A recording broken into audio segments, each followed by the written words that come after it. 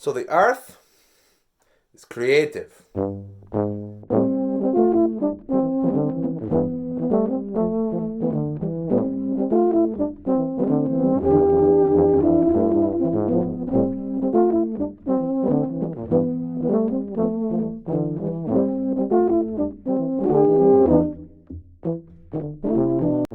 All throughout our lives, we are told about creative geniuses that come up with these fantastical ideas that just pop out of nowhere.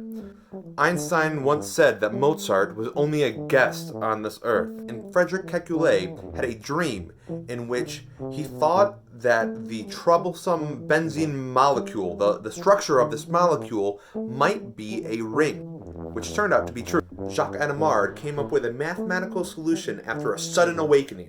And there's even the story of Syracuse, who jumped out of a bathhouse, went running through the streets, yelling, "Eureka! Eureka!" after solving the problem of how to measure the volume of an irregularly shaped object. And while these stories are all great and fantastic, it makes it seem that creativity is an unreachable object.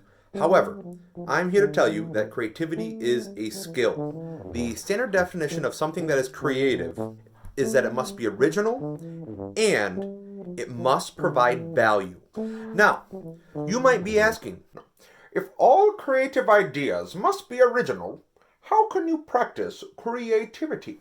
Well, that is simple. There are two types of creativity. First is the one that you're probably used to, and that's called historical creativity. Historical creativity is an original idea that's never been come up before in the entire existence of humanity. Now, the second type of creativity is called personal creativity. This is when you have an original idea in relation to your personal experience that has value. And because this type of creativity exists, it is possible to practice being creative. And by practicing being creative and honing your creative skills, you will be more likely to recognize a historical creative idea and being able to implement it into the world. Well, I see your point of how personal creativity is just as important as historical creativity, but you still haven't gotten to the point of how do you practice this?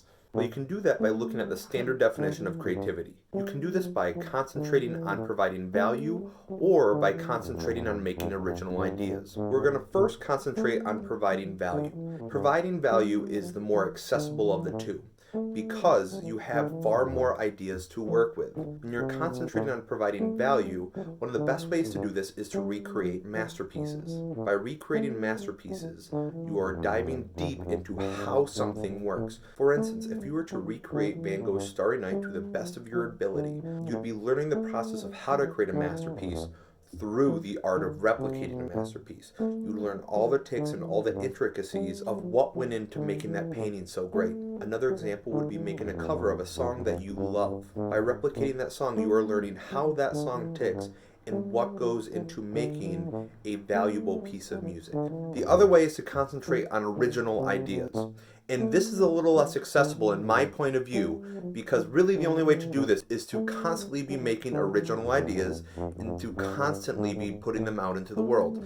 And while this is possible, one, it's easy to feel like you can't keep coming up with new original ideas. And two, when you're constantly putting out new material all the time and people aren't reacting to it in positive ways, it can be really discouraging. That's not a bad thing though. And if you do concentrate on original ideas, just keep that in mind that that might happen, and that is okay. The one thing I have found super helpful when concentrating both on value and on original ideas is the idea of abstract connections. You might be asking, what is an abstract connection? An abstract connection is comparing a musical idea to the flight of a butterfly. It's creating connections to real life objects that weren't necessarily there before. Learning how to make abstract connections is important because it teaches you how to look at the world in different ways. By looking at the world in different ways, you are also learning how to be a creative problem solver.